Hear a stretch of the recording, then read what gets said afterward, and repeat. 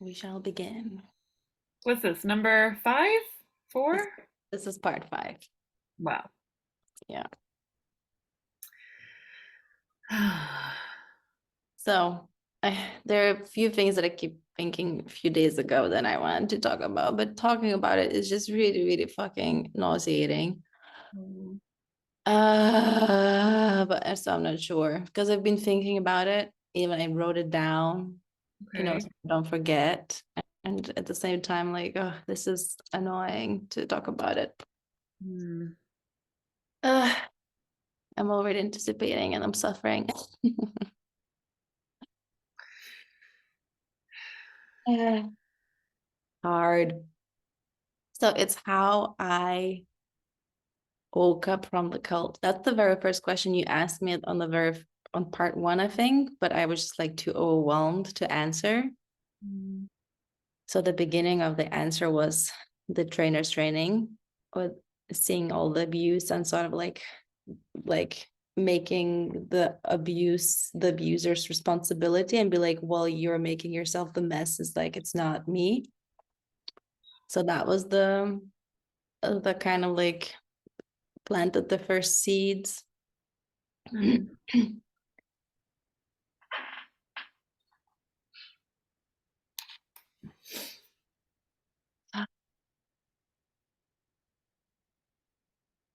But I was thinking to share as well that it's like eventually how I became the victim of sexism and misogyny in Radical Honesty, becoming the scapegoat by following um the what is it, the rules, or following the request by the board member saying you're responsible to report about anything that's suspicious in your workshops. Mm. Now Mac told me that after I told him about what happened in the Costa Rica workshop, because yeah, okay, there's so many threads that I can go to. There's like so many things that happened that seem to be important right now. So Mac told me you're responsible to report to the board about anything that happened that's suspicious. And I was like, oh, okay. I didn't know that. Nobody has ever told me that. I was like, okay, I'll do it. So I reported about Tony's misconduct, and I reported about Marvin's. I think I told you we already had in one of the parts that Marvin told one of our Black participants not to take ADHD medications because he doesn't believe in those, right? And the participant did not take it, and then never reached out to us. Like he never got back to us, so we don't even know what happened. Yeah. Um, So reporting Marvin was okay because eventually Marvin, a few months afterwards, he was like, I thought about it and I apologize for screaming and yelling and for saying what I said. I was like, I was wrong. And I was like, cool. But with Tony, Quick question. mhm. So what was the process when you what's the word, reported? Like, was there a follow-up? Was there like a Thank you for asking that question, because that's also very important. yeah. Because there's split the narrative. There is my narrative, there's the board's narrative, and there's Tony's narrative. And all of those three are slightly different. Mm, So I sent an email about Tony, and I said, like, there's so many, sorry, I like long, like I wrote a long to just, because you have to be specific and like write everything in at most details. Or like it took a long already piece to write about Marvin, and it took a bit of a piece about Tony. It was like, okay, this like it's a lot, so I would rather like go on a call or whatever. I don't even remember what I said, but something like there's more mm, in case you want to know more. And so somebody from the board, I don't remember who, probably John or maybe Tulia, sent an email, thanked for reporting, which is also new. Usually I would like send questions or something to the Radical Honesty board, but there would be no answers. Like I reported also another other workshops about leaving, about kicking out participants, but nobody ever answered to me. So that was also the first time that somebody actually answered. um and they invited me to the board call, to talk more about Tony, to jump on a call in the board meeting. And I was like, okay. And so they had the board meeting. I came in. I, again, stuck to the facts, as specific as possible. I think there are 3 or 4 things that I flagged as suspicious or important to name. I did such a like a good cult member. I did such a good job at making sure it's like word to word, image to image, like a recorder, right, of the events. And in that meeting, then I've learned that Tony has been getting complaints for the whole year already. So the board meeting was arriving at the decision, and I felt like I shouldn't be there in that board meeting at this point. Like, this does not concern me, what you guys are gonna decide. But at the same time, I was there out of the curiosity as well. I was like, okay, what does this look like? And at the same time, it's like, what if, I don't know, it's like I am the source of information. What if they need to check the facts and something like that?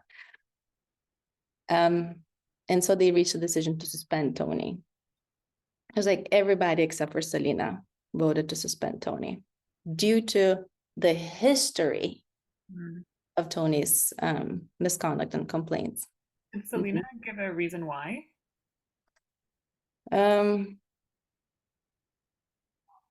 She said that I just disagree, or I don't support the decision, and I'm fine with you making that decision.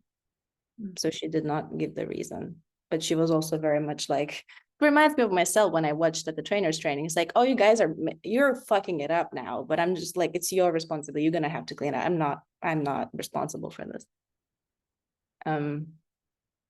Yeah, I'm already shaking.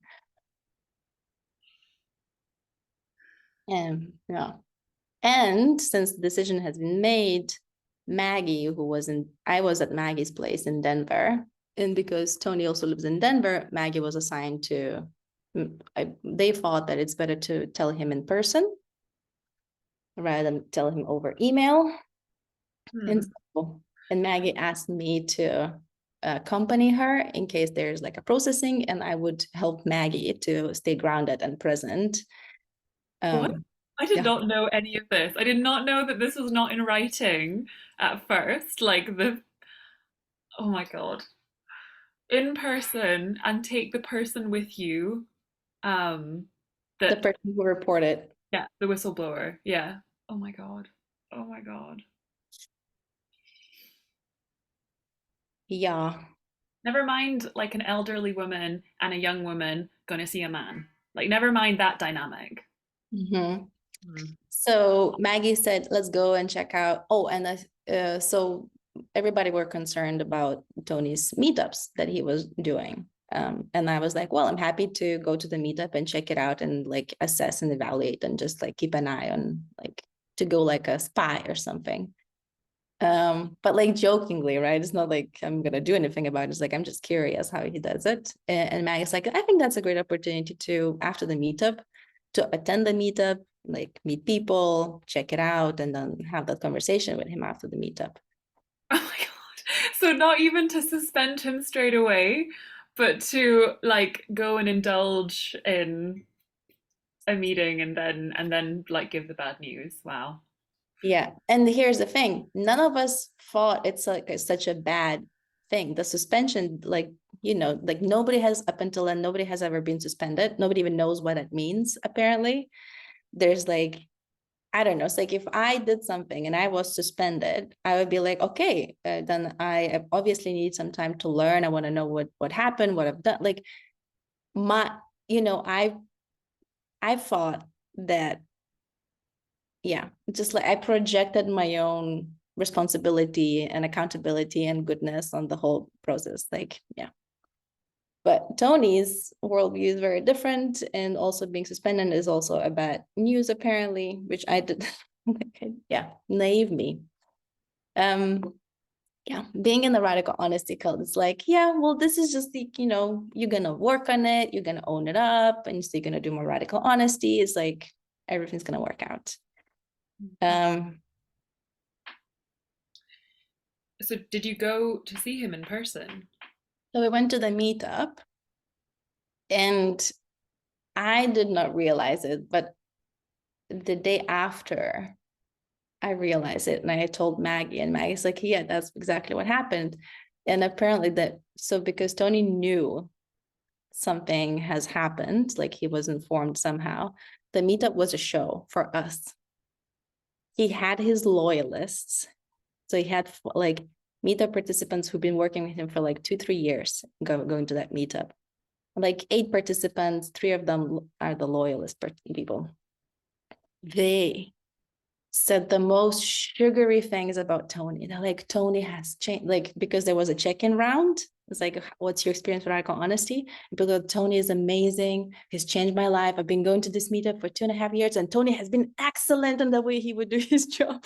It's like really, really suspicious, right? And I'm sitting there like, and Maggie's picking up on everything.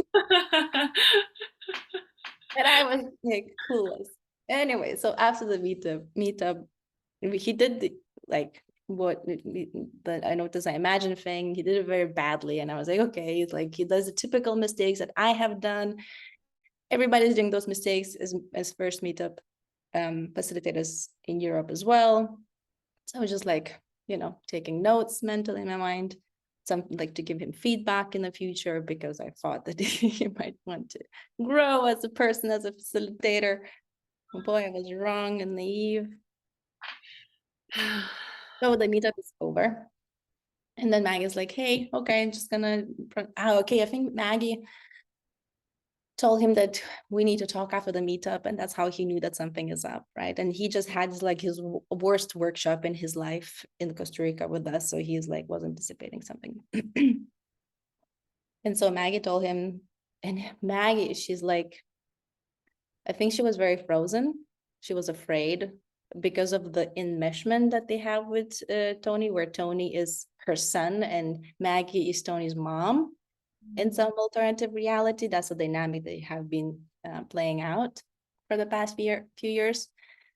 She was really difficult. Like she would slow, and she was like, and the board has arrived at the conclusion that, it's just like horror, just painful to watch. Eventually she said it, and Tony went absolute bananas. And he was like, I resent you, Maggie. What the fuck?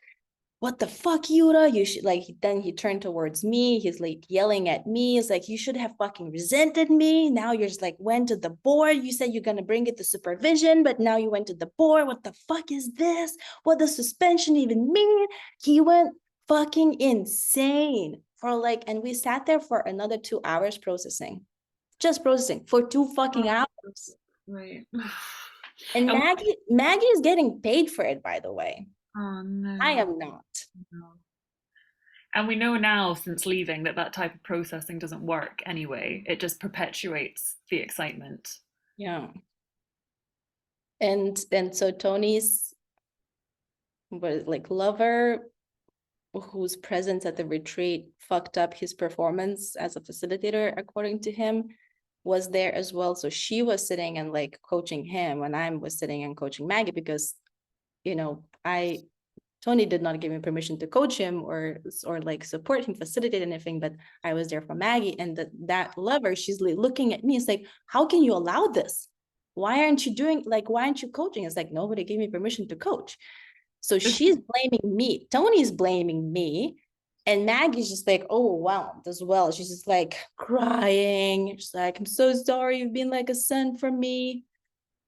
This is like the most culty, weird psychodrama spin-off story I've ever heard. Like this is like all the fucking dual relationships, all the like malpractice, like not setting up the container, like the whole fucking thing is just a real life example of like walking radical honesties going out about in the world. Yeah.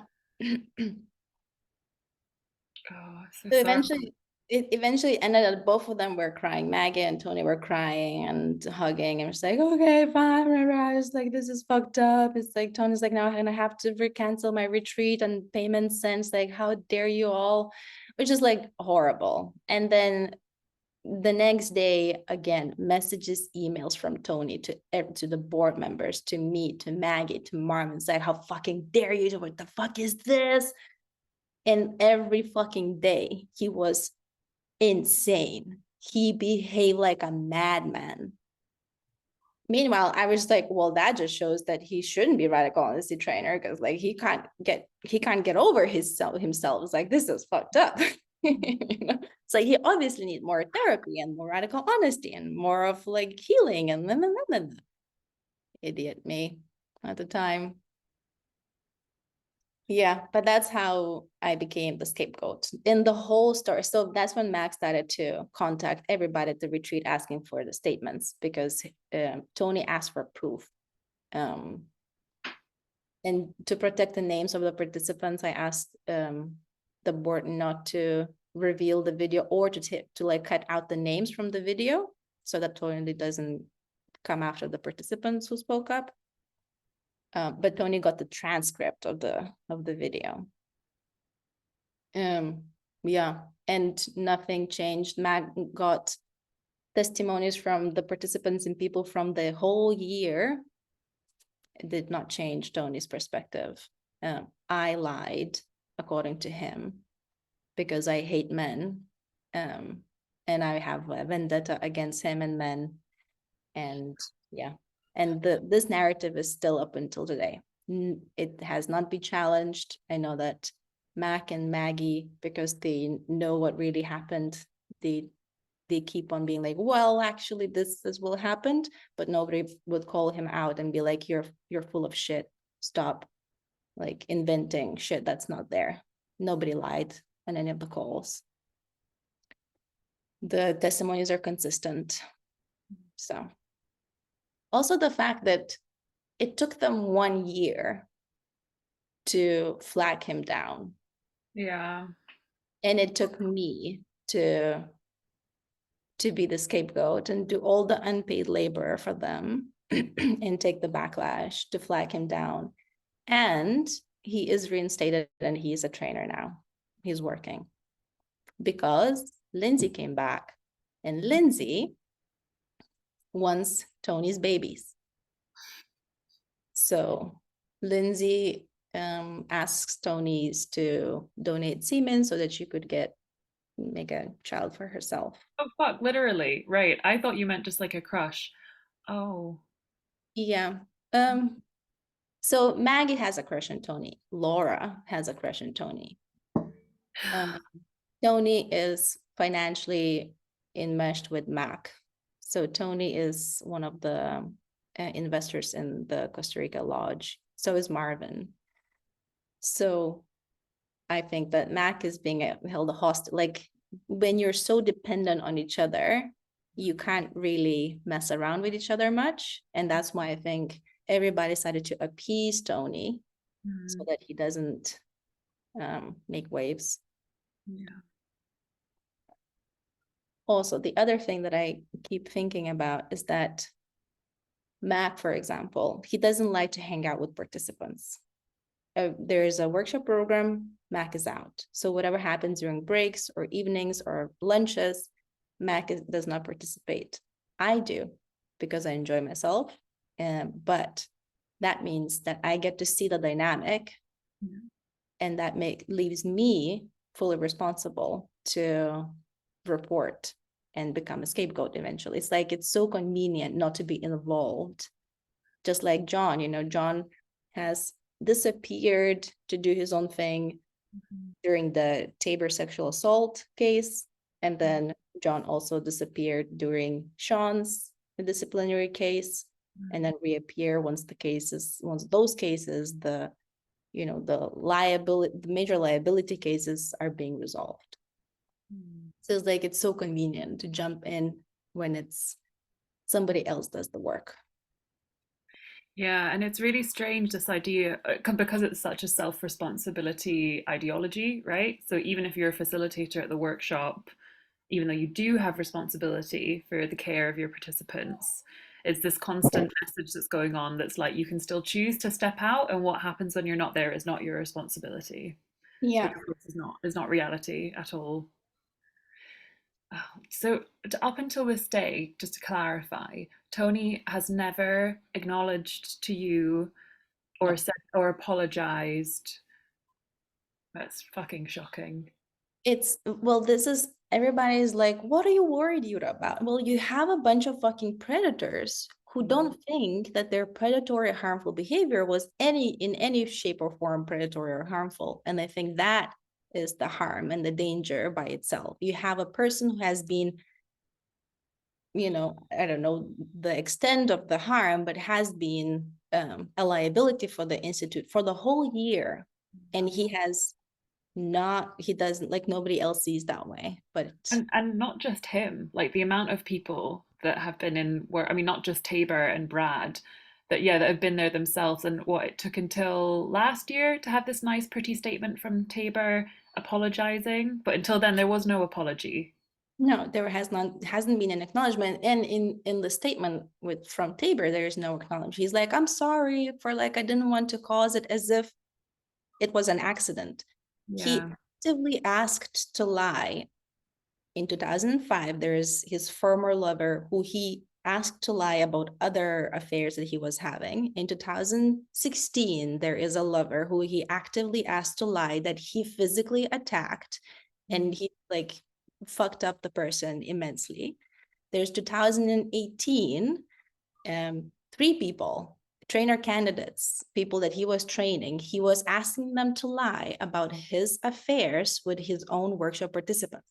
That's not fucking accident. That's a fucking consistent predatory behavior. And the fact that that does not reflect in the fucking statement at the workshop, on the news and updates, that is concerning. It's very concerning. So their choice is like, well, we don't call Tabor a predator, but his behavior has been of somebody who is sexually predatory, right? So we don't call a duck a duck. We just say that, well, just behaves like the one who's a duck, right? It quacks like a duck, it walks like a duck, but we don't call it a duck, because who are we to call someone a duck, right?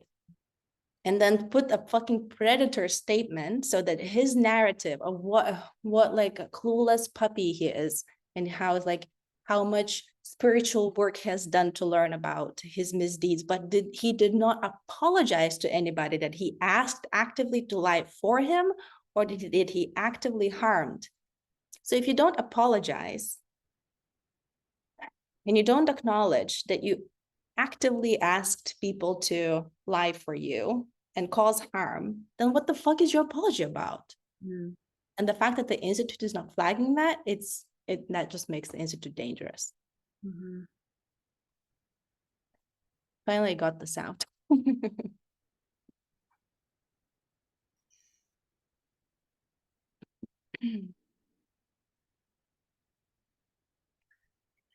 Yeah. Oh, I didn't realize that you'd actually gone and spoken to Tony in real life. Fucking hell. Ah. And then I had to keep the secret. It's like Tony is going banana, sending emails to everybody in the community, be like, Yuta has, Yuta lied, and Yuta is this, and like she doesn't, she should just told me that she's angry at me. Now she's like holding a vendetta, blah blah blah. Like she's here to take down all the men. I forgot what I had to say. Right. So I had to keep the secret because I know what happened. I know the number of other people, the board members know what happened. But in order to protect the people, the participants who gave testimonies, like I have to stay silent. Like I cannot just being like, well, you did this and you did that, and then because then he will know who reported it.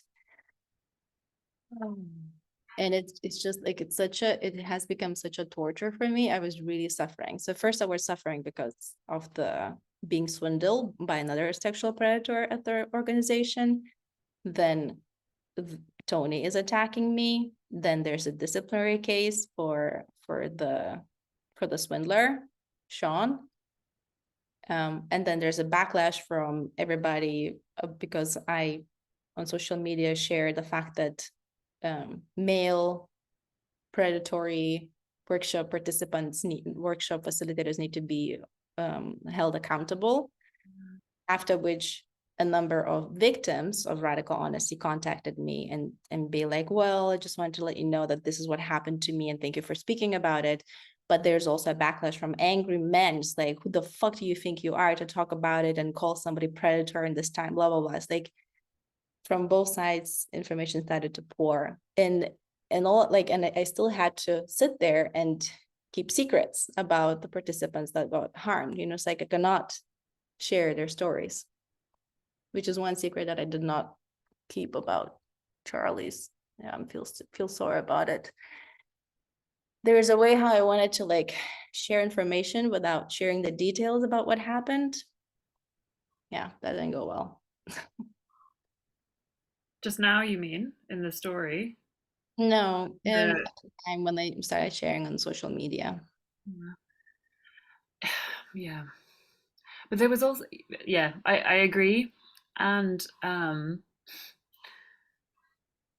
yeah, I mean, there was no training for this at all for any of the coaches, you know, because there was no policy for how you do actually report something that's happened. Um, I remember during one of my workshops, there was a GP there, a doctor, and she was on her lunch break, and she saw one of the participants from the workshop walking into the sea during the break, and she came to find me to be like, um, just so you know, like I saw this and I don't know what your safeguarding practices are. And you know, I'm obviously passing this on, not because I want to get her in trouble, but just like for you guys to know, it was me and Mac that was facilitating. Just for you guys to know for your own like processes. And I'm like, what processes? Like what do we do? Are you like I was completely confused, and she was like, you know, obviously they're so highly regulated in the medical industry, public facing. They'll have all these fucking regulatory sheets of exactly what to do. And she was like, "You, what do you mean?" And I'm like, "I'll just go check in with her." And she's like, no." Yeah, I mean, it's embarrassing. It's incredibly embarrassing that like none of us are trained on actually what to do with sensitive information, because the whole point in the ideology is there is no distinguishing between sensitive information. It all should just be shared and said and public.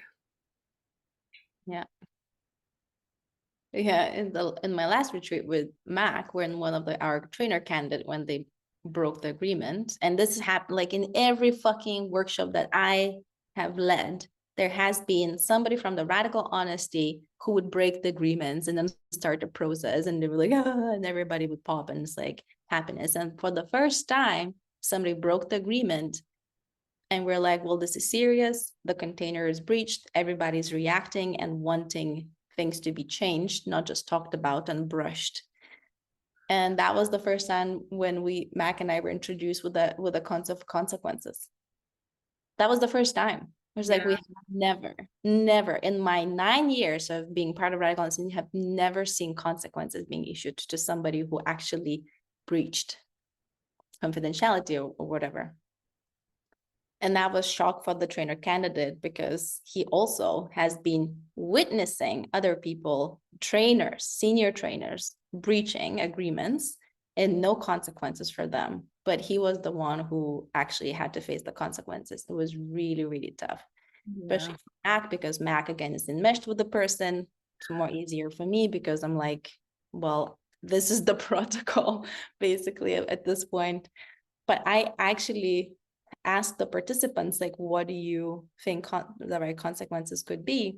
And the participants then made suggestions, and based on those suggestions, Mac and I bounced off, and that's what we came up with. But it's like it took, on the third day we made that decision, right? So it took 3 days to try and to try and to try and just waste people's time, basically. And yeah, go through the horrible process for the TC as well, like in terms of the what the fuck's happening. Yeah, I know the whole thing. uh and even, well, I mean, I don't know anymore. I wonder even if today they've learned from that, and if there is like a consequence protocol sheet. Well, even if there is a consequence sheet, the problem is that everybody in radical honesty are enmeshed in one way or the other. So Mm. like you can't throw away Tony because he's gonna make a tantrum and he's gonna pull out financially from Mac's project and he's gonna shit on Megan, will not do workshops or retreats in her house, which she enjoys so much. Yeah. I mean, if nobody wants to face the consequences of making a man upset with his big feelings, especially when you're dependent in a way with a man. So since everybody in radical honesty are so enmeshed, there's very little consequences to anyone in Yeah. that. If I think that if I haven't scheduled workshops, the last retreats with like the 4 last retreats with Mac and Marvin, I think that they would have shunned me much sooner. I Mm. think because we were financially enticed, Mm. I think that's why they were appeasing and collaborating, cooperating with me. Otherwise, there wouldn't be any need. Just like, oh my God, she went crazy. So like, whatever.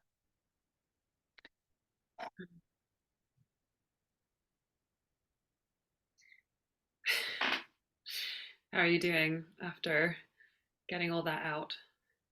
I don't know. My eyes hurt. Yeah. Yeah.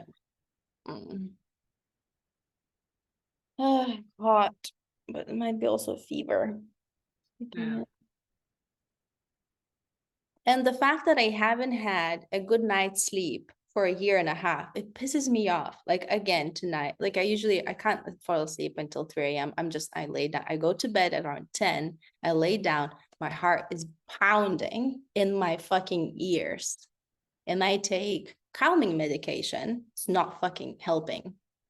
So the fact that I don't have rest and peace for a year and a half later for all the fucking traumatic incidents, the fact that I get to think about what happened every fucking day of my life, for them, it's completely out of like, it happened, not for me, doesn't matter, and they move on and they live their life. Me, on the other hand, is suffering for every fucking day of my life after this. And that's so not fucking fair, especially when I talk with the victims of the fucking predators that, of Tabor, for example, like he fucked them up for years to come. And they're still, sometimes they think they also moved on like a long time ago, but they still sometimes think about it, about what happened. And, the charge is gone, but there's this constant sense that it's not safe in the world because of these predators are walking around doing whatever the fuck they're doing, harming more people without any consequences. So we get to live with the consequence of those predators and they get to move on and, do whatever they're doing and not think about it. And I think that's the most annoying thing. Yeah. That you get to like live your life as if nothing happened, whereas dozens, if not hundreds of people are still struggling in one way or the other.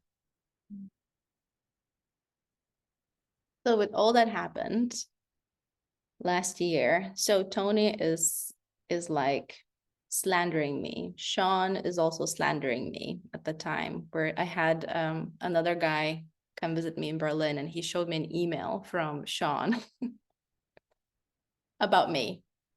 Because Sean, Or like to, it was to him, or was it to like a group of people or something?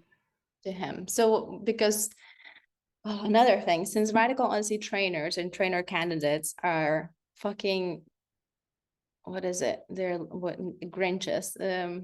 Like they're very anxious about money. Mm. Like, because they don't make much money or they make a lot of money, but like with the like almost there. It's like, I don't know, the whole business is just like a fucked up scheme that makes you just really anxious and scared and doesn't make you a lot of money unless you were one of the first ones. So trainers stay at their participants' houses. Mm. That's very common. It's like they could afford to stay in a hotel or somewhere nearby, but they would stay for free at the Yeah. participant house because Don't want to take the prices out of the, don't want to lose any more profits from the workshops. Yeah. yeah. So Sean wanted to stay at this guy's house. And the guy, he like he was like something like, hey, I won't be there, but it's like, hey, I'm so sorry about what's happening with you. It's like, would you tell me a little bit more what happened with Yura? um or something about are the rumors are true or something like that. And he's like, no, no, no, this is all slander. Yura is like, this is all defamation case, and some like none of this is true, blah blah blah. Now Yura went crazy or something like that. He showed me the email. And that was in May, probably June. Mm. So the my first report about Sean went at the end of at the end of January, beginning of 23. yeah, beginning of February. They started the case after collecting some. Um, I made a social media post that brought more people to speak about it.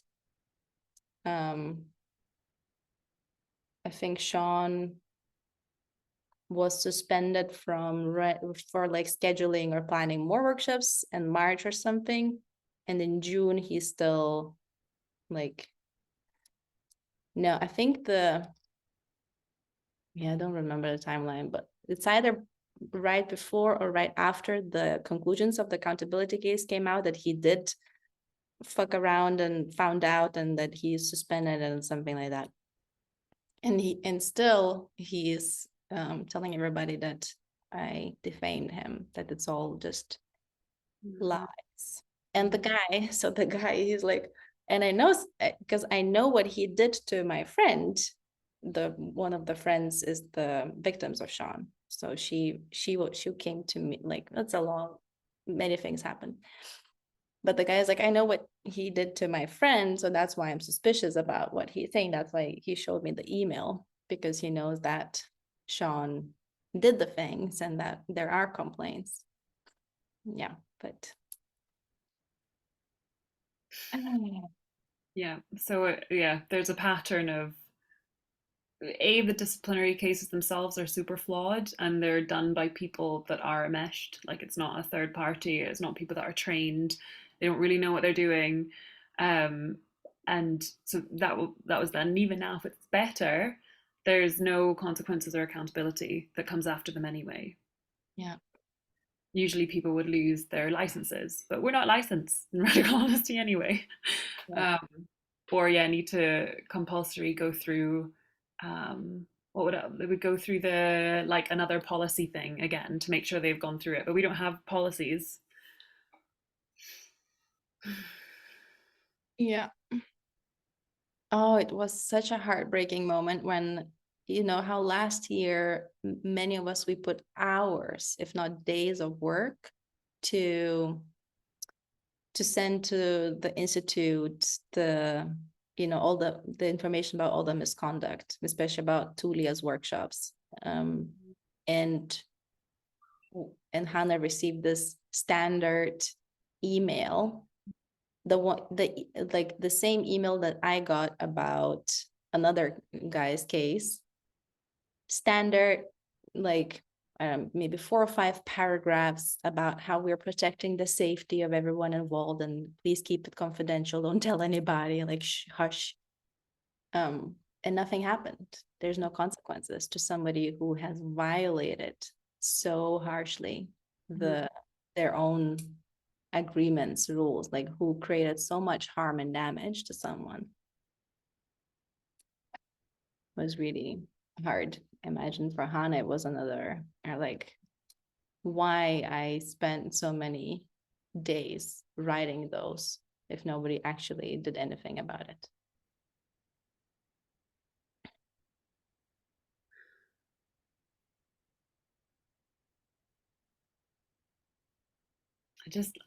I'm thinking, like, if all these things happened in a time with radical honesty when it was meant to be better, or like, more evolved as an institute, like, I can't even begin to imagine how many such cases kind of like happened or existed, um pre this cohort of people. Like, I'm just thinking of Brad running it and whoever else around. Like, it was completely, what's it called, flying by the seat of your pants kind of organization.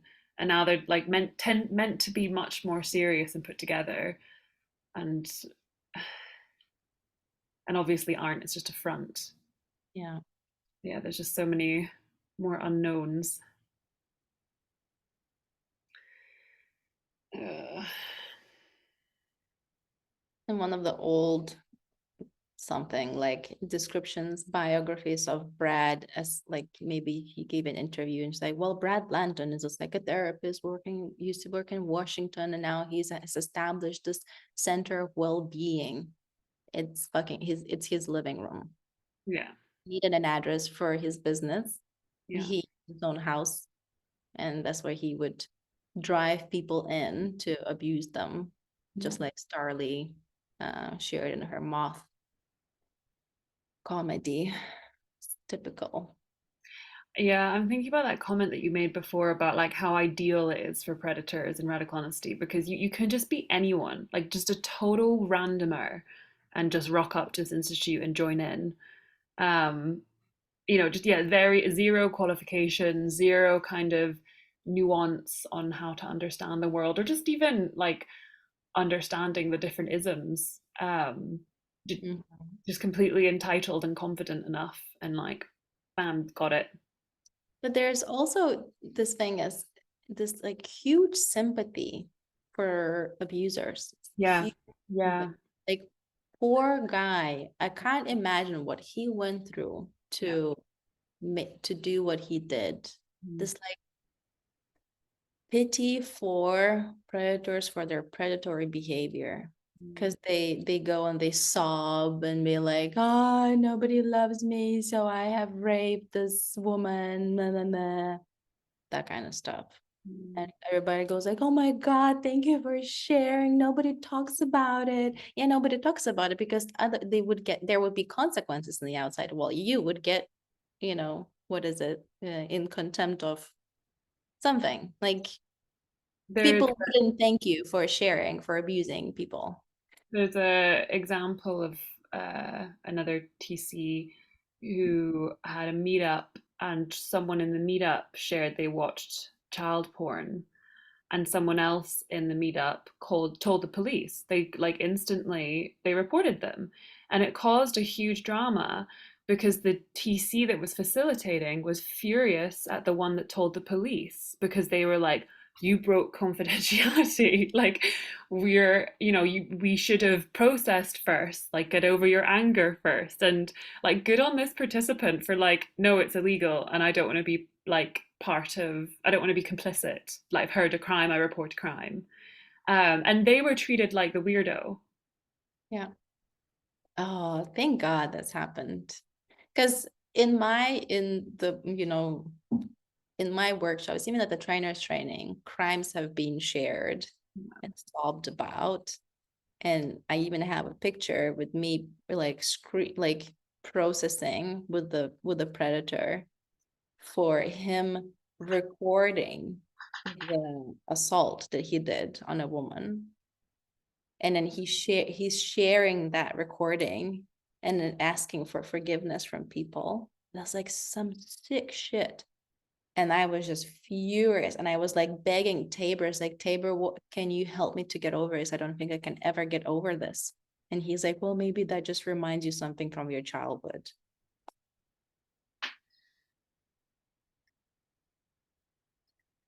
And Uh, he's not sorry about harming no. women, because that wasn't the first one, that wasn't the last one, that was just the one he recorded. Mm. He's not sorry about the harm he caused. He's just like sorry about who he is as a person, that he's like, I don't know.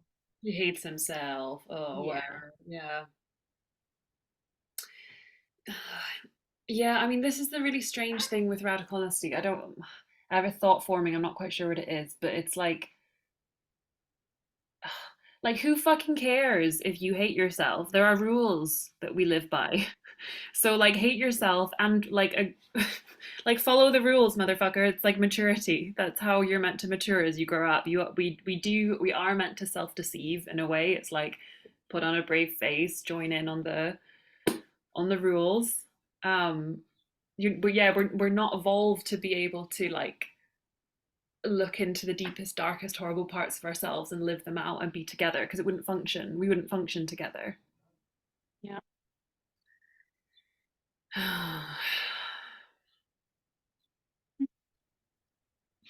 So many thoughts. They're going too fast. I had like three things I wanted to say. I know how that feels. All there and then nothing. It's all gone again. Yeah. The overwhelming amount of badness that happened. It's really insane.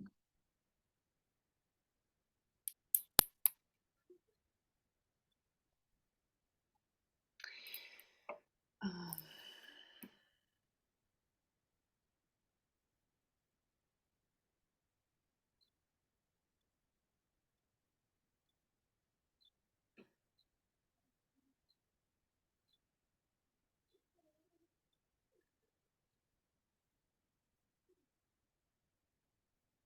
I think there's also something about like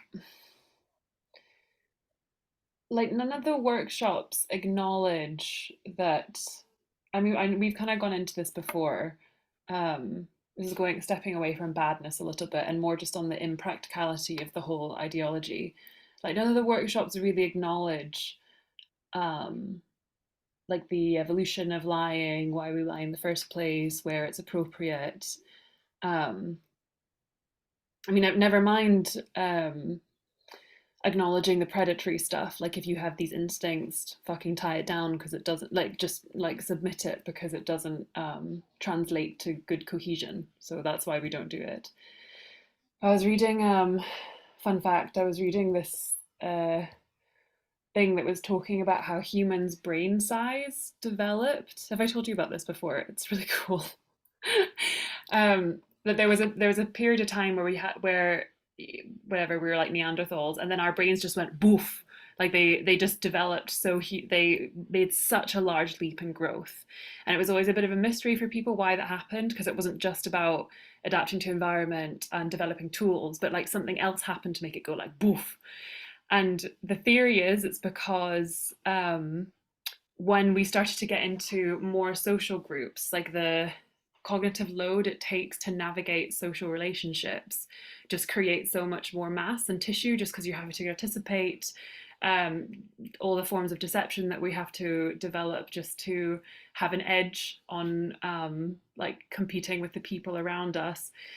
And scientists have managed to map like the size of neocortex with how large the group was that you've evolved in. So like it maps perfectly on like the smaller brains. It tends to be animals that are in like much smaller social groups. And then they tested the capacity to deceive against the neocortex, and it also maps perfectly. So the bigger the neocortex, the much bigger capacity for lying you have. So that it's like a no-brainer that humans have the biggest brains and we're the best at lying, basically. And that's what gave us the edge evolutionary compared to other apes. Yeah. Fun fact. Mhm. Makes This like sense. yeah. Oh, this makes me think about mhm. Just I keep remember. I think I'm still kind of upset about Max saying, well, this is just memes. It's not really a cult. It's like it has some cultishness, but it's not really a cult. But here's the thing. It's like you won't find non-cult people questioning, is an institute an institute? Is it a reality or is it an imaginary? Yeah. You won't find members of people completely denying their own experience and be like, I'm feeling this, but it doesn't exist. You don't find people in non-cults who would question their own sense of reality and perception, like people questioning cults. And if they do, they're philosophers who are reading a wide range of literature. Like it's many forms of that type of questioning. It's not the one source. Yeah. But also, even when philosophers, when they question, they still there's a sense of reality that they go back to at the end of the day. Yeah. They know they're engaging in like thought, basically. They're Yeah. like indulging in it. Yeah. Whereas when I witnessed the supervision calls of like, is the institute even exist?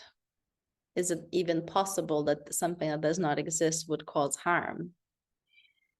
Yeah. Or what is harm? Like, you know, Yeah. then you, how can you even, how can you take a record of harm if you in your head don't know what is harmful or not harmful?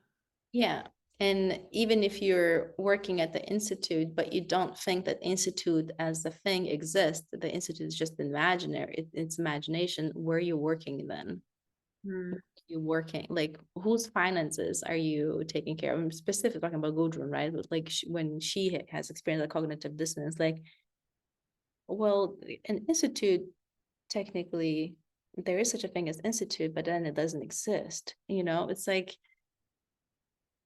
where are you working then? Or when Selena like, you have to like everybody's like Marvin's like, well, I'm in the board and I'm responsible for making decisions, so I can I can make things work. When he would enroll practitioners in his program, it's like I can make things work, but then there were like things would come out from the board that he was like, well, this is what the board decided. I had no like, there's like I couldn't do anything. And the practitioner would be like, what the fuck, Marvin? It's like you said you can like pull some strings and thing, right?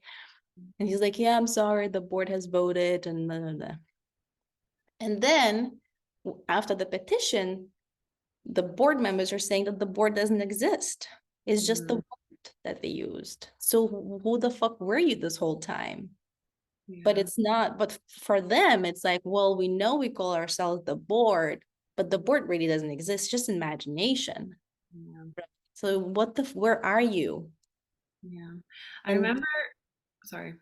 so this one I say that philosophers, they come back to reality, whereas cult members, they keep, somewhere up there in the air. Is like, I know earth exists, but it doesn't really exist, it's just a story, right? They don't land anywhere.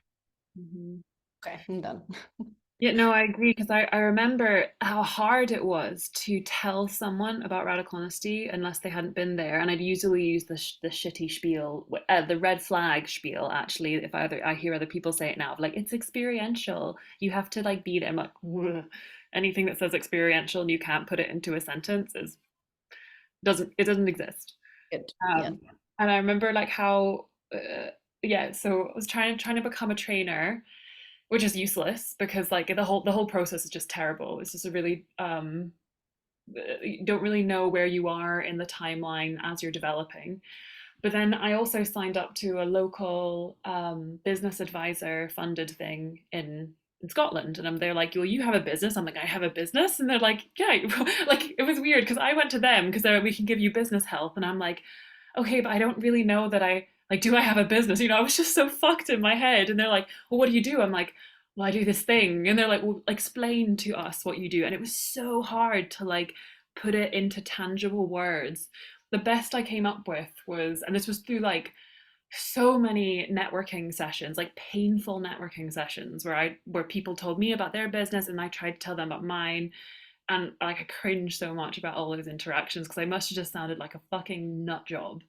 And I thought I was really enlightened, and I just thought everyone else was too in their head or whatever. And then the best thing I could come up with is I teach personal development workshops, and then like people want to know more, like what does that mean? Like what is the measure? What do people want to get out of it? Because that's how every other kind of business explanation language is. It's like what problem do you solve? What will people get? What value do you have? But like nothing is framed that way with radical honesty. It's purely like a felt woo woo, and it's also not explained that you'll kind of lose touch with how you see the world around you either. Like that's not actually disclosed that that's going to happen. Yeah. But yeah, I remember it was so painful to that like cognitive dissonance runs so deep. I'd actually started avoiding the question at social environments. I remember getting really um like I was embarrassed to tell people about it at a barbecue. I remember someone specifically asking like, it's like, can you, what is a radical honesty workshop? And I'm like, it doesn't matter. Like, I kind of knew, I remember it starting to kind of drip in there that I was like, if I'm too embarrassed to talk about this, I don't think I should be doing this for much longer. Yeah, I can very much relate because went through the same thing very painfully for years, and I justified it. So if people ask me what is radical, like, what do you do? And I was like, I would not even tell them that I do anything radical honesty related. I would not even Yeah. say honesty because people go like, what the fuck is that? Yeah. You know, it's like, oh, so are you like some people would be like, oh, this is culty probably, and they would like apply some critical thinking, which for me was just like, ah. Yeah. Don't catch me out. And others are like, oh, radical honesty, really? And then they would become like provocative and things. And there's some people go like, wow, radical honesty, that sounds like so freeing and amazing. And they're like, perfect cult recruitment. Um, and I also remember Tulia saying that she also stopped saying that she's does radical honesty because same reaction, because people ask, so what is it? And there's like, none of us could really explain it. And it only like, I remember say, it took me 5 years to really get radical honesty, basically to settle with the ideas and reporting what you noticed. Nobody else used that explanation. I was the only, because other people were like, well, it's a form of therapy. It's like you get to connect and complete your unfinished business and then. So it's like would in every workshop, every trainer in trainer kind would just like invent their own story. I remember did a workshop in Berlin, and at the end, I was like, well, what do you think? Right at the end of the workshop, be like, so what are you gonna tell your people when you like what is radical honesty? And they said, oh, it's a trauma therapy. No. Like, how do I nicely tell you that you are wrong after having taught you this for 2.5 days? How do I undo this now? Yeah, but they're so like right to think that because everyone's bringing up traumatic stories and we're giving them like a shitty form of therapy. And I Yeah, remember like I used to say that too to people as a participant that it's like group therapy. It's like a really high intensity group therapy thing. And then when I joined and when I wanted to start being a trainer, the language got really funny. Like they started getting really strict about controlling the language because I just want to tell people like I teach group therapy sessions because I thought it was so cool. I loved it so much. And then being told like, no, you're not a therapist and you can't say that. And I'm like, I'm not a therapist. What am I paying for? You're not a therapist? Like I thought that's what I was training in. What were you doing to me? Yeah. Classic bait and switch. yeah. Like just Brad kept saying that he's teaching us Gestalt therapy, and that's what we thought we were learning. When people ask, so what is this? Where is this from? It's like, oh, this is from Fritz Perls. Fritz Perls, Brad was Fritz Perls' student that studied with Brad and with Erickson, as if like he just went like today we go to authentic relating workshop and you're like, I have studied authentic relating and I have under my belt and I can like this is from I invented this because I saw it in the workshop and I tweaked it. Now it's mine. I'm important. Yeah. So I mean, I still remember when the advertisements were like 8 days of therapy, 1 year of therapy in 8 days, or something Yeah, like that. Definitely, what is marketed is therapy, but it's not called therapy. What is done is therapy, but it's not called therapy. yeah. Um, yeah, But it's not a like it's the 80s therapy yeah, that that therapists have evolved out of. yeah. It's psychodrama. It's what's the word when it's like Encountered groups, Gestalt, hot seat. encounter. I mean, they say it's not this, but I can't remember what it's called. The one that's like play acting, where you make people louder and smaller and Bioenergetics. not quite that. There's a name for it, and it sounds something like a. Anyway, I remember doing one of the courses, and John was teaching, and he told us this definition of a type of therapy where they make you play it out. They try to make you act it, like be bigger and louder. And he's like, and that's not what radical honesty is. And I was like, it's not. Like I've seen this so many times. This, like, say it again, make it louder, like revisit the scenario, imagine that the person is there, say it to like it's exactly what we're doing. I have to remember what it's called.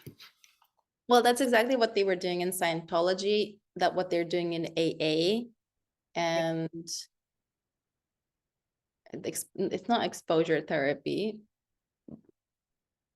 Was kind of a form of exposure therapy. It's like it's from those old days when somebody said if you tell your traumatic event for 100 times you will get over it, but then they found out that people actually would commit suicide more often than they would get over the traumatic event. Yeah, that's right. Well, that's like the that book I'm reading by Abigail Schreier called Bad Therapy. By the way, I listened to your voice note about your what you thought about her podcast, and I listened to her the interview, and I listened to the interview, and it's terrible. Like she interviews really badly. I think she's just those type of, because I'm probably like this, but like I could probably write much better than I speak off the cuff. Like when I speak off the cuff, I use a lot of filler words and my thoughts aren't coherent. Her book is very good, and she gives a story in the book about how they brought Carl Rogers' encounter group, experimental encounter group psychodrama into US schools during the drug crisis to try to teach the kids not to use drugs. And they did loads of like play acting things as well, like how to what do you do if someone offers you drugs and all these kind of things. Psychoanalyzed how that makes them feel and where it comes from and whatever. And then they obviously, because it's going into schools and they can't just do it for shits and giggles, they actually have to record the whole process. The outcome was it made it worse for the kids. The drug problems went up, so it didn't help. And it was a such a failure. It was humiliating for the schools that were involved. It was humiliating for Carl Rogers. It just went down so badly. I mean, that's another thing about the these type of group work. I mean, they're fine individual work as well, but the group work stuff is so dodgy because there are no measures of success. With radical honesty, there was no measures of success. There was, like you said about the person that was told not to take their ADHD medication. There's no like follow up, keeping in touch with people, or a year later going, like whatever the measure is, whether it is, are you more honest, like 1 out of 10, or whatever, rate it. You could make it really simple. Or do you feel like you are closer with the people around you? Like whatever it is, there is no measure at all, and you can see that all over the website. There's no sense of like, 60% of our participants, da da da da da da da. There's no like follow up meet. It's just purely transform, transform, transform. Yeah. Over 40 years of experience when they did radical honesty for businesses. We have over 40 years of experience of really bad business. Yeah. Really bad business that has never had like a consistent 2 years where shit wouldn't go fly. It's just like, and it's like 40 years of experience, and then with any kind of like mistake or misconduct or complaints, like we're just figuring this out, oh, by the way, we don't even exist as in the word, the board is just the word, the senior trainer is just the word, the trainer is just the word, the trainer candidate is just the word, we don't exist. And never mind that like the measure of success for business is usually profit, and like they do not have 40 years experience of profit. Like they know fuck, like stick to your lane. If you're going to stick to relating with people, at least get good at that. Don't get into like the imaginings of how business work, and how to actually do that requires a lot less honesty and a lot more playing the game. It's a whole different teaching. Yeah. Oh my God, the transition, the confusion transition. Okay. The confusing transition from being a participant to being a trainer candidate to being a trainer. It's such a mind fuck, because as a participant, you're like, this is great. It's like the whole point is that I can go through life and yell and scream and shout and do whatever the fuck I want and get away with it. And then if people don't like it, it's their problem. If they need me to shut the fuck up, they will ask for it because we're all adults. And then you become a trainer candidate, nobody tells you what that is. Nobody tells you how to lead groups. Nobody tells you how, like, there's like, not, you just like, you were a programmer. Now you really like to tell people what to do, and you start your own. And in that meetup, problems arise because you have a bunch of people that you give permission to do whatever the fuck they want. You're also there doing whatever the fuck they want, and people are getting abused because of the power dynamics that has been immediately installed. Nobody has ever fought or taught about power dynamics in radical honesty. That's also just a word, by the way. It's an imagination. And then the trainer kind of is getting in trouble because there's no idea about, it's like, I am like above business. This is not a business. This is like a way of life. This is better than business. It's like, I'm not doing this for the money. I'm doing it for change, for the better of the world. We're changing the world, we're making a bunch of honest people. So trainer kind is fucking delusional that they can still do whatever the fuck they want. And they run meetup. People are complaining. I don't know whether those people are coming. Most people would just leave and never come back. We're like, this is crazy. But some people would send in some complaints, no response because the institute, like nobody's working, right? It's like nobody knows what they need to do. And so the candidate only need, then they learn that they actually have to withhold because it's like in the supervisions or in the trainer's training, it's like you have to withhold and focus on the participant. You go like, what? So I cannot just be honest? Just like, so the more trainer you become, the more you have to withhold, but withholding is bad. So like, how do I tell a participant what to do? And how do I get over my upset when they're not following my commands and still be honest? Like, how can I just not share my thoughts and feelings about somebody not following my commands and still be authentic? And that's a fucking mindfuck because it's designed that way, because Brad was supposed to be the only one who's telling people what to do, but then it became more profitable to actually have the whole trainership stuff. Yeah. So, and then becoming a trainer, when you don't have to prove yourself anymore, then you go like, oh, I'm just gonna continue doing what I want, with just like lie and withhold and do me, still not knowing what is a business, how to make money, why am I taking care of the people when everybody's equal and they can ask for what they want and everybody can take care of themselves and everyone is responsible for themselves. Like, why am I doing the fuck, Oh,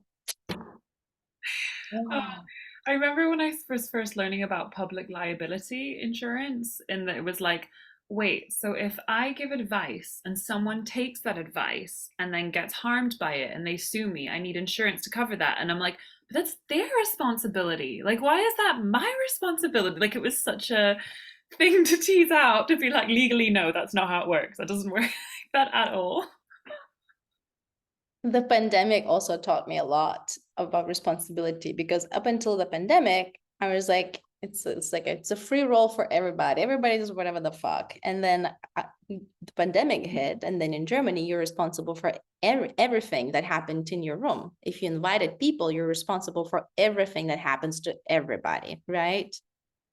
And people in Germany have insurance, and I'm an immigrant. It's like, I have no idea how these things work because I didn't inherit the whole insurance privilege, or knowledge how does it work. And so I was really shocked when I was being liable in case somebody gets COVID in my spaces. And that's why I started to shut down the workshop spaces, because I started to realize my legal responsibility. Yeah. Oh, and so I did my last honest dating night. So I started doing honest dating nights like way, like in 2015, like a long time ago. And I kept doing it because it was fantastic, because I could tell people what to do and they did it.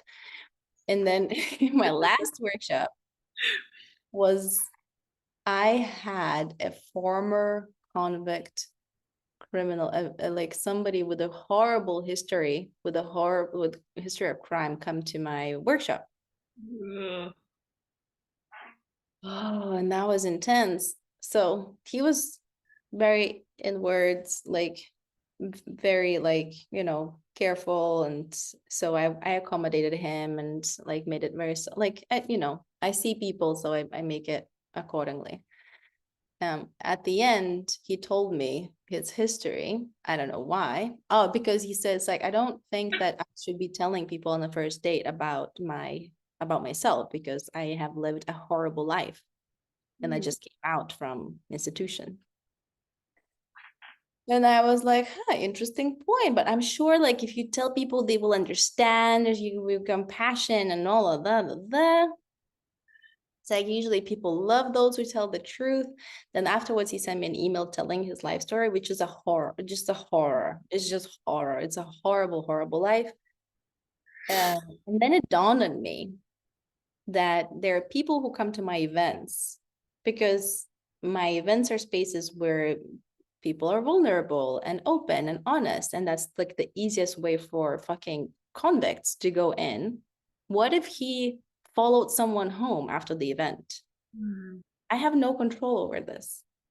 What if somebody's using honesty to manipulate and like, I don't know, slaughter someone on the street or whatever? It's like play their sick game. It's like, and it dawned on me that I'm creating spaces, like I'm pimping people off when I'm making these spaces and I'm not checking who's coming in. And I'm just like relying on this idea that, oh, honesty and everybody's loving each other, blah, blah, blah. And that was the last one that I did because I like the immense sense of responsibility of what happens to people in case bad actors show up was just, it's just too big. I couldn't fucking sleep.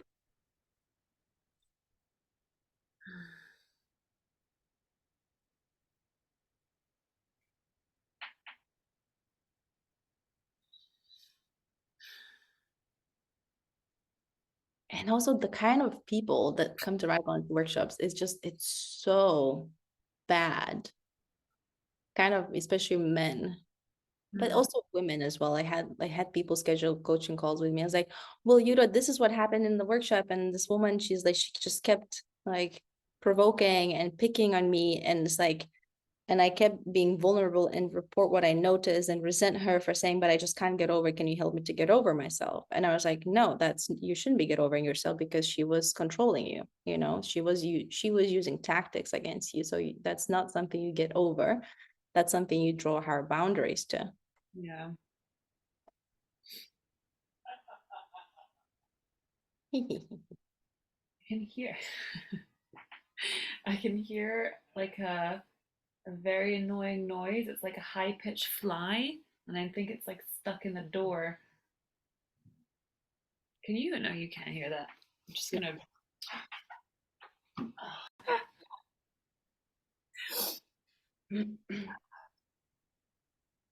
So I'm on my high horse here. When I started to receive complaints about Sean's misconduct, people did not send emails or messages to Radical Honesty Institute. They sent messages to me because I spoke about it and I was like, well, this is wrong and we should do something about it, right? So that's why people came to me.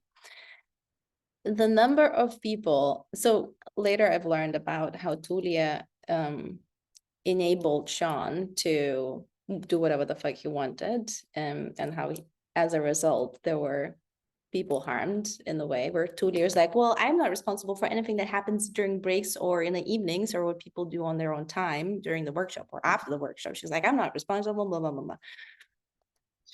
But then when I told her workshop, like the people who have worked with her for years about how she enabled or Sean or like everybody who said, oh yeah, that sounds like Tulia. Tulia would do such a thing. Like Tulia does enable men. Like she sympathizes men over women. There's also somebody said that they think that Tulia hates women actually and really sympathizes men, maybe because of her son or whatever the reason. I don't know, just keep thinking about how dangerous that is when you have someone who's pretending to be a therapist, therapizing people, not responsible for anything that happens in the workshop on the free time during the breaks or whatever. It does not check people who come in workshops, and right once they have the history of fucking convicts coming in and begging for forgiveness from somebody who is from rape victims.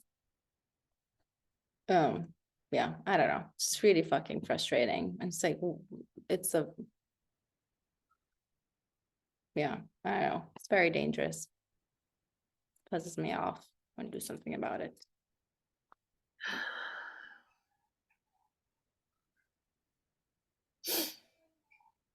Yeah, I'm just I was just trying to think of like, fine, disagree with the ideology, I think it's built on rubbish, have so many disagreements, but like is there even a way to prevent predatory men coming into, like, self-help spaces just seem to be riddled with them, like all the testimonials from retreat centers, but like yoga retreats, and yeah, just these places where there's tends to be a lot more women, because there's a lot more women in the personal development space anyway, but then particularly very trusting, open, and like, yeah, loving women.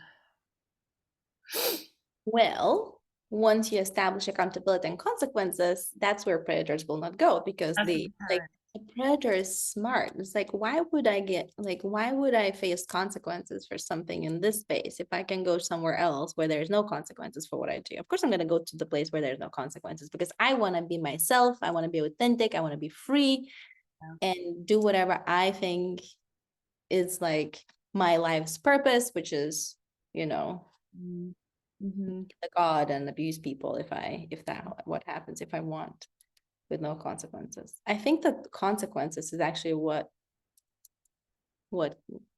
definitely. Yeah, yeah, I agree. I mean, I guess that's what's happened to the world. Like a product of that is there has been less rules and regulations, and then as time's developed, there's like more and more in institutions and HR departments, etc. And there's like less and less of these authentic open spaces, or even the ones that are quite well developed. They've started to put lots of regulations on them to make them, yeah, safer. So I think it's just a sign of a really like, either too small, like it can't get, like we've said this before, that radical honesty can't get much bigger. It would be on the radar, basically. Like they're either too small and sneaky and just rare enough to be these kind of like freedom spaces, but they just, they're self-deprecating. They don't last. They do, like they cannot last. So this makes me think about the church. Yeah. Right now in Lithuania, there has been several cases of, I don't know, like I'm not even religious, right? So I don't know the hierarchy in the church, but there's a hierarchy, and there's like, according to the hierarchy, there are priests and clerics and whatever, those dudes. And there has been some priests that have been convicted already in Lithuania for child. It's inappropriate to say child pornography, because children do not consent for pornography. What is it, like children sexual exploitation videos? Yeah, that's the appropriate way to say it. For sharing those videos with another 80 church members, clerks, and whatever is in like a hierarchy there, right? So like it's not the only case. The Mm-hmm. guy shared with everybody, shared with teenagers and with kids, and like suggested like, hey, maybe you want to give me a blow me little child. And then children reported to their parents, and the parents go like, that doesn't even exist. Like church is like, it's church is sacred. But the way that the head of the hierarchy responded, it's the same that radical honesty responded. Mm-hmm. It's like, well, as long as the person, they're like, they have their own, so they're above the law, right? It's like, or they're besides the law. Laws for priests are different than laws for everybody else. So they have their own systems. Like if you abused a boy, then you have to go to make confession, repent. They have the whole like holy system of accountability. But the end result, that the worst that can happen to you, is that your highest priest will have a talk with you. That's all. That's all. And that the same way in radical honesty, but we don't want to impose, we don't want to tell anybody, we don't want to punish, we're not punitive. It's like, no. The worst thing that happens right now in accountability for ruining people's lives, like mine, because I haven't had sleep for like a proper sleep since a year and a half, and I consider that ruining someone's life, Mm-hmm. is that they're having a heart talk. Yeah. Where somebody go like, I'm sorry, like Tabor's like, I'm so sorry, I didn't know what I was doing, but now after fasting and celibacy for 6 months and working with this spiritual teacher. I understand the power dynamics and what's wrong, and I'm so sorry. I'm just never gonna do that again.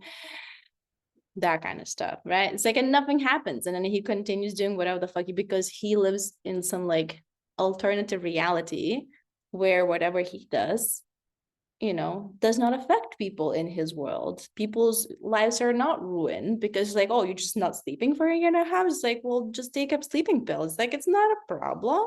It's like, dude, I cannot fucking function or work right now. So yes, my life is pretty much ruined. I cannot function. Oh yeah, sleep is the it's a form of torture. It's a Yeah. form of killing people slowly. Yeah. Also, when I share about radical honesty with some people who are religious, they go like, but that's like church. And I was Yeah. like, really? There's so many similarities between how the church deals with people and how radical honesty deals Yeah. with Well, I mean, because Brad was like a fundamental Christian brought up in the deep South. Hmm. God, like, he talks about God all the time and whatever. Um, so yeah, and the encounter whole thing has been brought up as a kind of post-Christian Reformation. It's like an extension of it without any of the modern stuff. Oh, yeah. Yeah, it's so. I won't go into that. There's a few Christian stuff. Oh, what was the other thing I was going to say? Back. Yeah, you haven't been able to sleep for a year, and I've had all the psychosomatic aspects of that. My brain's been fragmented. I can't have coherent sentences. Yeah, same. My brain capacity does get better now with, like, I'm taking 7 different types of supplements, and my cognition has improved. Like, since the part one that we did, I was just like really like pulling, but Mhm. now things are working, so that's nice. Except that I have pain in all of my body. That's the other downside. Yeah, the practice helps going over, talking about it, revisiting some of the. I mean, I notice I have become way more articulate with some of the topics since I have gone over them again and again, or like reread something, because the first time was just so shocking reading some of these things.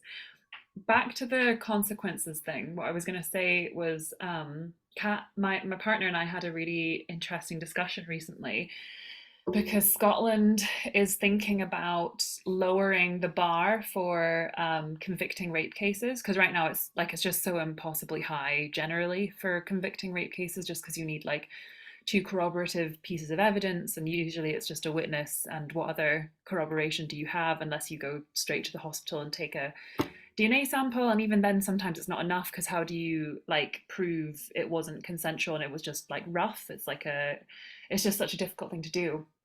I don't know exactly what it is they're doing, but like it might be the amount of people I don't know, whatever. So they're thinking about reducing it. And it was so interesting, my partner and I, because he was kind of saying how like he asked me what I thought, and my firm stance, firmly, was like, that's great. That's really good, obviously, for like my biases as a woman, but also because it will deter people. Like if the bar is lower, it makes you like it scares people, because it's like, fuck, I don't even want the slightest chance of being accused of this, and just makes people behave better, it changes the culture.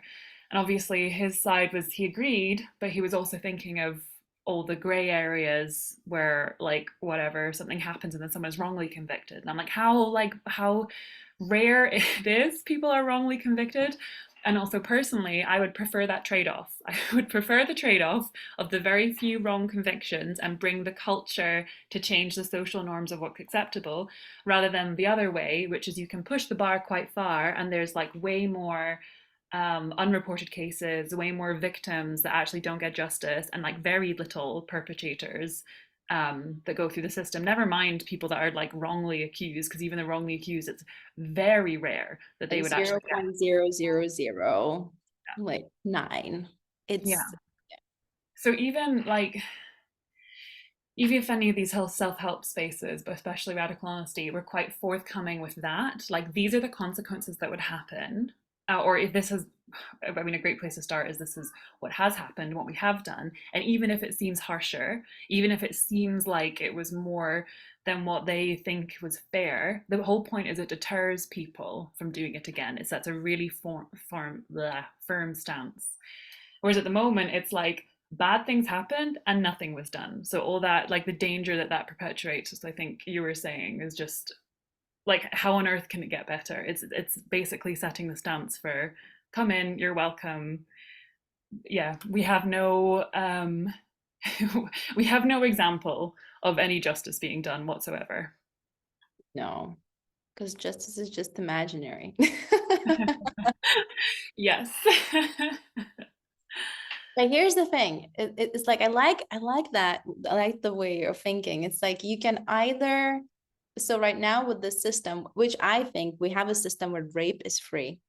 There's much, it's like 1 to 2% of rape allegations actually end up in the person who raped in jail. Like it's the low yeah, it's just like it's very rare that you will go to jail for raping someone. That's why I think rape is free in the way that our system is set up. Really, it's like there's so many people who get away with rape. It's like it's ridiculous. Of course it's free. Of course everybody's doing it because they can get away with it. And so what you're saying that right now we have like this huge number of victims because rape is unregulated.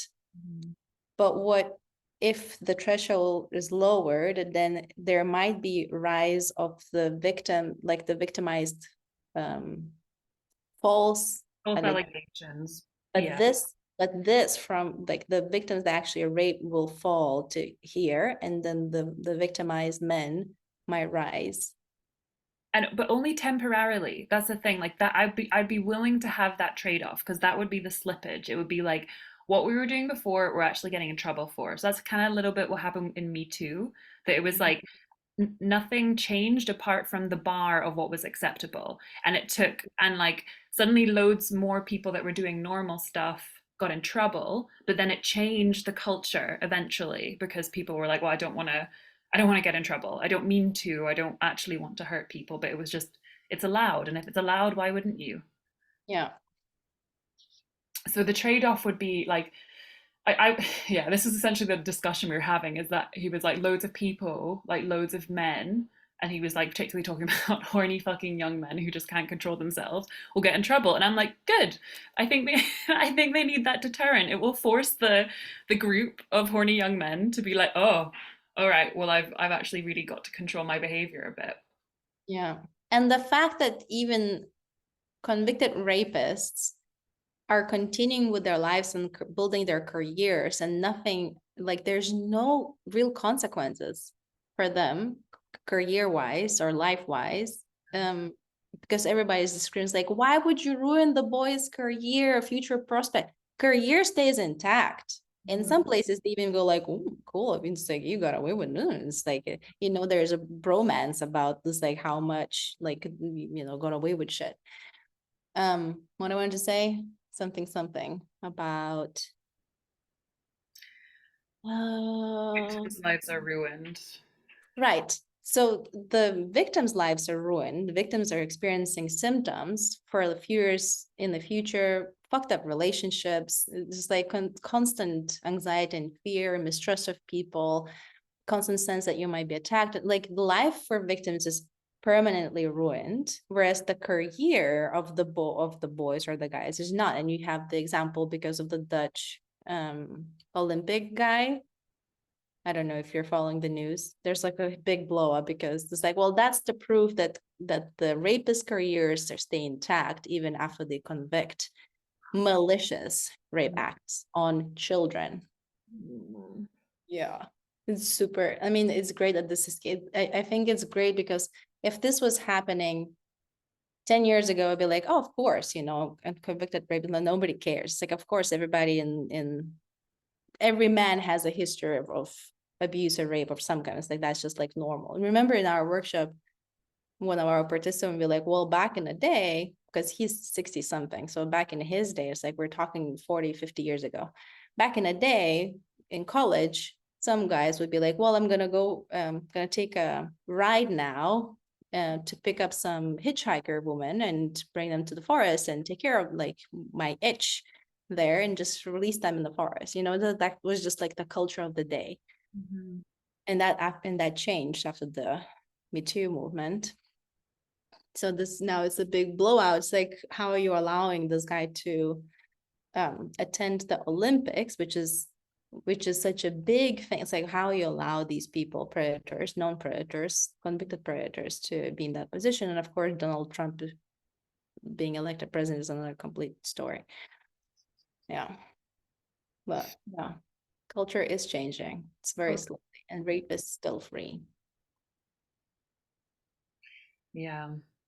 Yeah. So I mean, the only thing that happened with Me Too is the law didn't change. So what would need to keep up with that is the actual consequence. Like there's social consequence, but Mm. the actual legal consequence would make sense to really change the culture. And same with radical honesty. We could talk about the Me Too stuff, great, but the actual consequence would deter A, people joining, and like B, people would just be a bit more thoughtful about how they used honesty. Even though it's not really honesty, it's therapy shit. It's not honesty. It's not even real therapy. No. It's like, yeah, what's the better word for it? I mean, like fake therapy, just bad therapy. It's bad therapy. And they go like, this is not a therapy. This is coaching. Is fucking therapy. Therapy. If you're using therapeutic tools.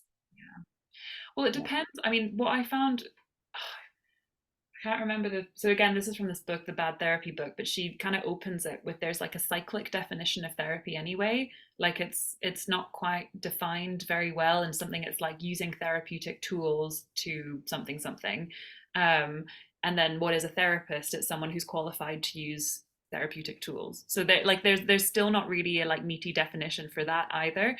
So yeah, I and even I remember in Radical Honesty, another TC was adamant that Radical Honesty wasn't therapy because that they were told that it wasn't therapy. Like that was the only reason why they thought that. It was a really funny moment. Like she very clearly described all the ways um that it's different, but what she was describing was a form of therapeutic relationship. Oh no, that was it. She was like, it's not therapy, it's therapeutic. And everything that she was describing, which was therapeutic, is the same definition for therapy. Yeah. Yeah. Yeah.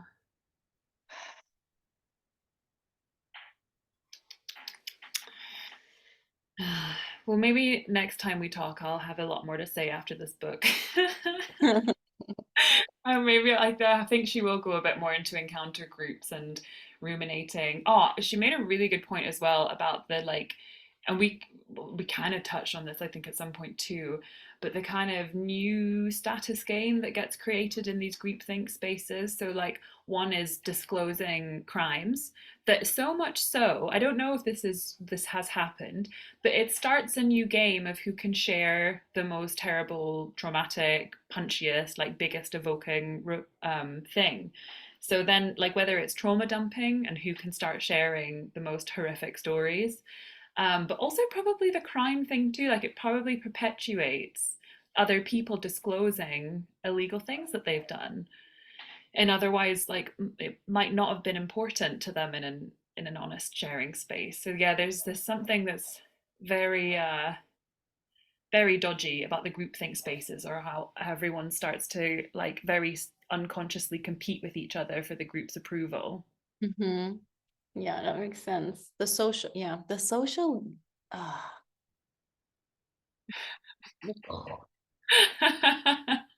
too much.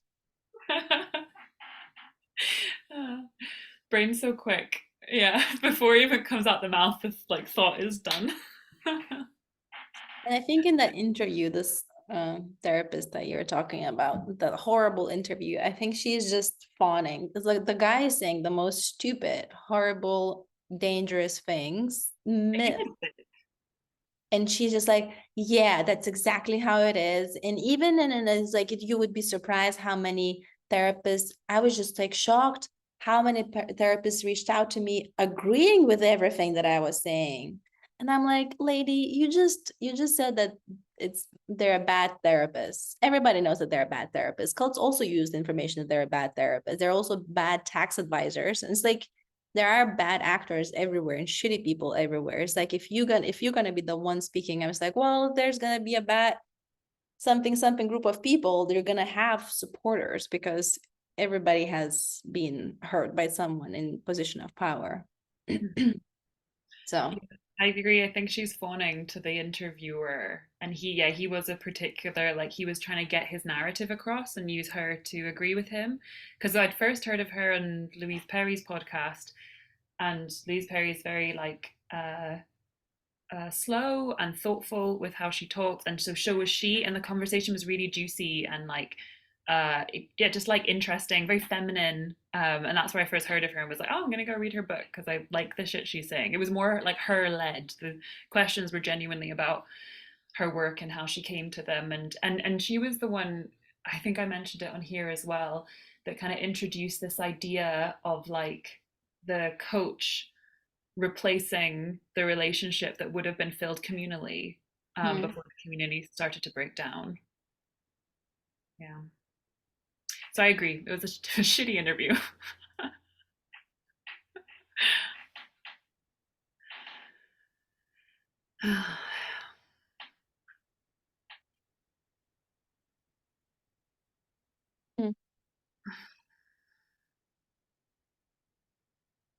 My brain is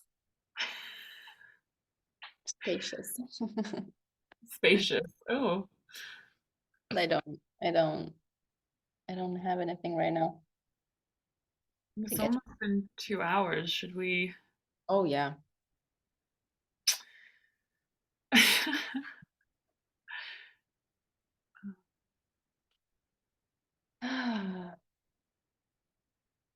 2 hours. That's how we do it almost each time.